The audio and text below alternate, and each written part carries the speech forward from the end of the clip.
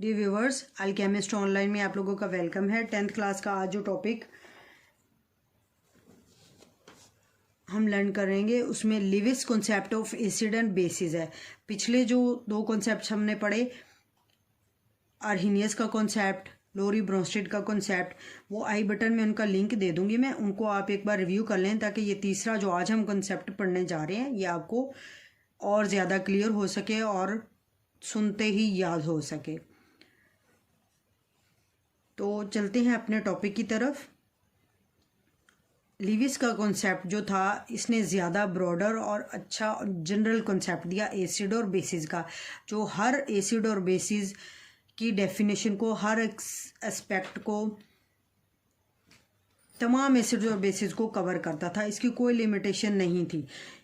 Lewis acid को देखें तो इसमें एसिड की उसने जो डेफिनेशन दी, उसने कहा एसिड हर वो चीज़ जो इलेक्ट्रॉन का पेयर कबूल करती है वो एसिड कहलाएगी, और हर वो चीज़ जो इलेक्ट्रॉन का पेयर किसी दूसरी चीज़ को डोनेट करती है, देती है, उसको हम एज अ बेस कंसीडर करेंगे।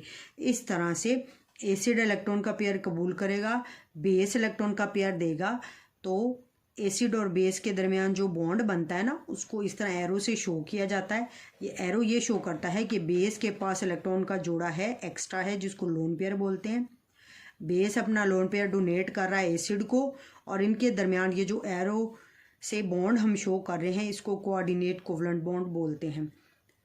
यहाँ पर एक काबिल गौर बात यह है कि इस बॉन्ड को हमने तीर से क्यों शो किया। नॉर्मली जब हम बॉन्ड शो करते हैं, फॉर एग्जांपल जैसे हाइड्रोजन के मॉलिक्यूल में दो हाइड्रोजन एटम के दरमियान जो बॉन्ड बनता है ना, उसको हम सीधी लाइन से शो करते हैं।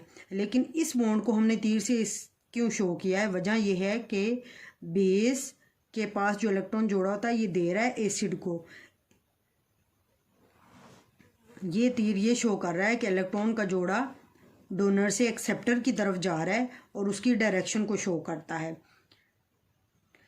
इसीलिए कोऑर्डिनेट कोवलेंट बॉन्ड को एक एरो से शो किया जाता है। एक एग्जांपल देखते हैं हम। अमोनिया NH3 का मॉलिक्यूल होता है, BF3 को इस तरह से लिखा जाता है। जो अमोनिया होती है ना, इसमें जो नाइट्रोजन एटम होता है, जो सेंट्रल एटम होता है, इसके पास दो इलेक्ट्रॉन्स होते हैं। इलेक्ट्रॉन का एक पेयर होता है, ये इसको लोन पेयर बोलते हैं। ये किसी बॉन्ड बनाने में हिस्सा नहीं लेता। ये इसके पास जायद होता है जो पड़ा होता है। ये जायद इलेक्ट्रॉनिक जोड़ा अमोनिया जो है BF3 को दे सकती है। क्यों?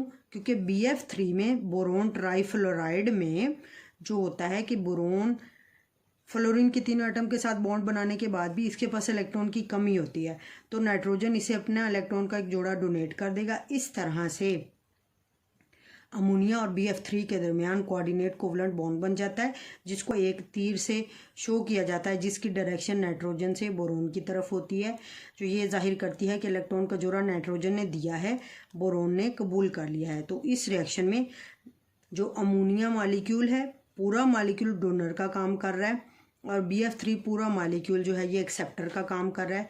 ये देने वाला और ये लेने वाला है। अगर एटम की बात करें तो नाइट्रोजन इसमें डोनर एटम है जो इलेक्ट्रॉन दे रहा है, और बोरोन इसमें एक्सेप्टर एटम है जो एटम को कबूल कर रहा है।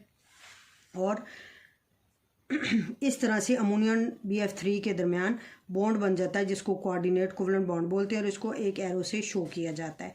और ये जो नई चीज़ बन जाती है ना, इस नई चीज़ को ब्रैकेट में लिखा जाता है और इसको हम अडक्ट बोलते हैं।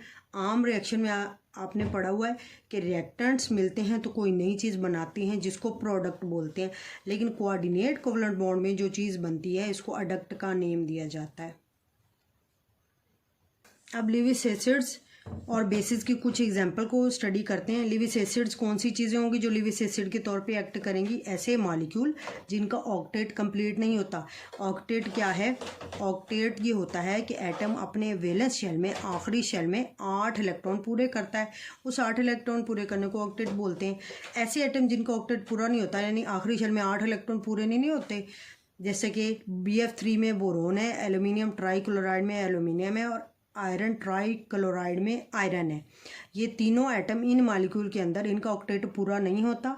इनके वैलेंस शेल में 6 इलेक्ट्रॉन्स होते हैं, तो इन्हें 2 और चाहिए, तो ये किसी दूसरे एटम से इलेक्ट्रॉन लेंगे, एक्सेप्टर का काम करेंगे। तो इसीलिए एज अ रिज़ल्ट ये एटम जो है लिविस एसिड का रिएक्शन देंगे। लिविस एसिड के तौर पर इनकी पहचान की जाती है। कैटाइंस ऐसे आइंस जिनके ऊपर क्या चार्ज होता है, पॉजिटिव। पॉजिटिव चार्ज ये शो करता है किसी भी एटम के ऊपर कि उसमें इलेक्ट्रॉन की कमी है, तो वो भी इलेक्ट्रॉन एक्सेप्ट करते हुए कैटाइंस जो हैं, जैसा कि हाइड्रोजन आइन, अर्जेंटम आइन, इनके पास इलेक्ट्रॉन्स की कमी होती है, तो ये भी लिविस एसिड के तौर पे रिएक्ट करते हैं। लिविस बेसिड्स क्या होंगी, ऐसी न्यूट्रल स्पीशीज़ मतलब जिनके ऊपर चार्ज नहीं होता, ऐसी न्यूट्रल स्पीशीज़ जिनके ऊपर कम से कम एक लोन पेयर हो, जैसे कि अमोनिया में एक लोन पेयर होता है, अमीन्स जो होते हैं RNH2 इनका ये फार्मूला होता है, इनमें नाइट्रोजन के ऊपर एक लोन पेयर होता है। इस तरह से अल्कोहल्स जो होते हैं ROH, इनमें जो दरमियान में O होता है, इसके पास 2 लोन पेयर्स होते हैं। इन लोन पेयर्स की मौजूदगी की वजह से ये मॉलिक्यूल जो हैं लिविस बेसिस का काम देते हैं रिएक्शंस के अंदर। एनाइंस ऐसे आयंस जिनके ऊपर नेगेटिव चार्ज होता है, नेगेटिव चार्ज इस चीज़ को शो करता है कि उनके पास इलेक्ट्रॉन ज़्यादा हैं, ज़्यादा इलेक्ट्रॉन होंगे जिनके पास, वो लिविस बेस का काम करेंगे। फॉर एग्जांपल साइनाइड आइन, क्लोराइड आइन, हाइड्रोक्साइड आइन, ये वो आयनाइंस हैं जो रिएक्शंस के अंदर लिविस बेस के तौर पे रिएक्शन देते हैं। आज का लेक्चर हमारा यहाँ पे ख़त्म होता है। 10th क्लास लेक्चर को गौर से सुनने, समझने और देखने के लिए थैंक यू सो मच। इस लेक्चर को ज़्यादा से ज़्यादा उन लोगों तक पहुंचाने की कोशिश करें जिनका आपके ख्याल में उनको फ़ायदा हो सकता है उनको इससे, क्योंकि नेट तो हम यूज़ कर ही रहे होते हैं डेली बेसिस पे, तो क्यों ना हम इसको ऐसा ज़रिया बनाएं कि जिससे किसी का फ़ायदा हो और ये सिलसिला दर सिलसिला आगे चलता जाए। और साथ ही साथ एक रिक्वेस्ट मेरी ये भी है कि अल्केमिस्ट ऑनलाइन को लाइक, सब्सक्राइब और शेयर करना मत भूलें और बेल आइकन को प्रेस लाजमी कर दें ताकि हर आने वाला लेक्चर 9th और 10th का आप तक इजीली पहुंच सके और उसे आप लोगों को भी फ़ायदा और आपसे जुड़े बहुत सारे और लोगों को भी फ़ायदा हो। अपना ख्याल रखें। अल्लाह हाफिज़।